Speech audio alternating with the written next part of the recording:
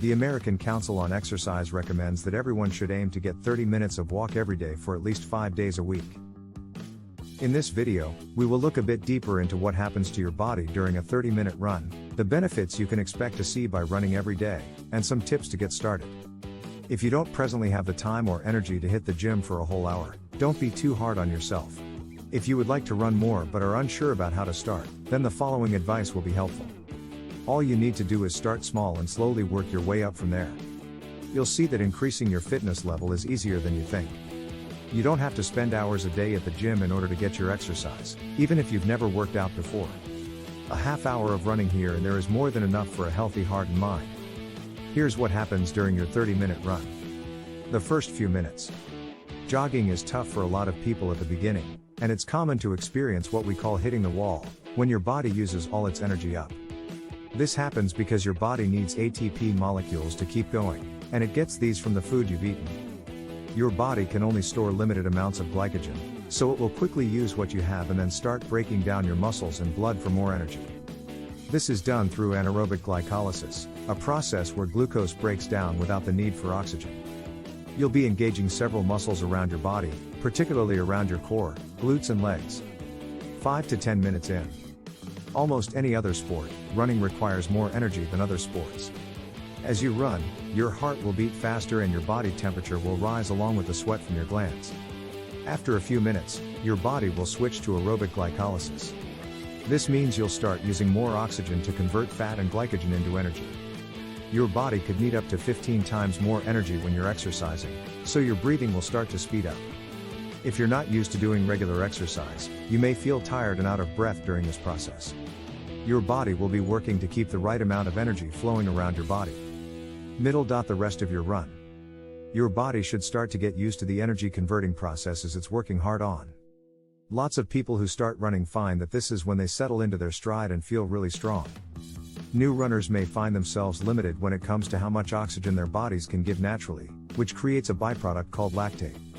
The body is able to convert lactate into fuel without using oxygen, but sometimes will have to make do with insufficient amounts. You may have heard of lactate by its other name, lactic acid.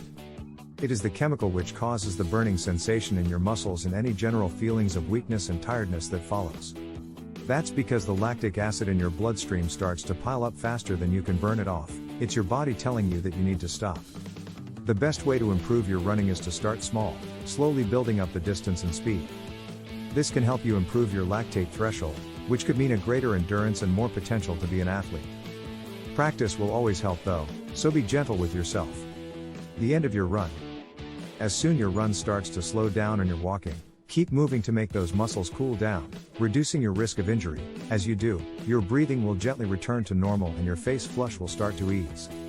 Running regularly will help your body regulate and provide the mood-boosting dopamine hormones that are key to feeling upbeat, as well as endorphin and serotonin chemical messages, which leads to what's commonly known as runner's high, a feeling of euphoria and reduced anxiety. It's a good idea to include a warm-up before your run and a cool-down after, and go at a pace that feels comfortable for you. We've explored what happens to your body during the 30 minutes of running. Let's have a look at how all of it will benefit you. Number 1. Burn calories. Running is a popular way to burn calories and lose weight. Your body's muscles will use up some of the energy stored in your blood, fat, and muscle cells. As it uses this energy from sugars, it also burns fat cells, which are your body's energy bank. Running for 30 minutes can burn calories depending on several factors, such as running pace. The more intense the activity, the more calories burned off in a shorter time. Running at a slow pace for long periods of time is not effective at burning as many calories. Incline. Running up hills will consume more energy, and as a result, burn more calories. Body weight. Heavier people tend to burn more calories when running than those who are lighter. However, it's important to keep in mind that calorie burning is only one benefit of running. There are more. Number 2. Strengthen bones. Like any weight-bearing exercise, running does a lot of good things for you. Not only is it a great way to build muscle and burn fat, but it also strengthens your bones. As we age, our bones deteriorate as well. Staying active will help protect you from developing osteoporosis. Number 3. Improve cardiovascular health. Cardiovascular fitness is the ability to coordinate your heart and lungs while physically active. Your heart rate increases when you run, which stresses the cardiovascular system. As you become more physically fit, your cardiovascular system can handle greater stress levels, with reduced likelihood of adverse effects like chest pain or shortness of breath. Over time, your improved fitness level will also help reduce the risk of heart disease. When you run, your heart rate increases. As you get faster, your heart starts pumping harder and the amount of blood keeps on increasing. This provides more oxygen to the whole body and helps the body do so much more. Studies have shown that running can also help lower bad cholesterol in the body and increase good cholesterol, thus improving heart health. Number 4. Better mental health. The benefits of going for a jog are well known: increased heart rate, decreased stress, and most importantly, improved mental health. The most recent study from the International Journal of Environmental Research and Public Health, (AERF), shows that running can significantly reduce depressive symptoms. It summarizes trials of acute and regular running interventions and suggests that a single episode of running between 10 and 60 minutes elevates mood and eases anxiety in sedentary volunteers and existing runners, says Claire Stevenson, a senior lecturer in behavioral aspects of physical activity and health at Loughborough University. Regular running interventions have often led to improvements in mental health outcomes in healthy adults and those with mental illness. Number 5. Helps with weight loss.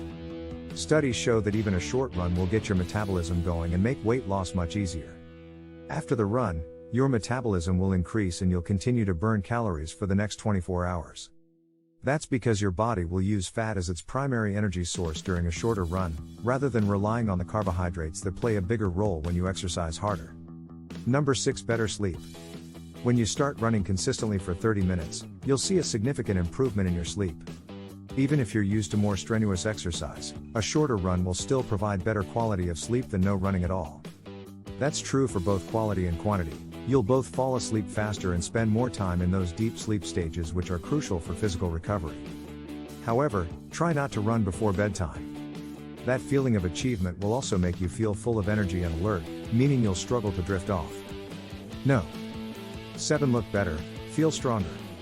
If you can run 3 to 5 days a week for 30 minutes, the internal health benefits will very quickly start to show on the surface too.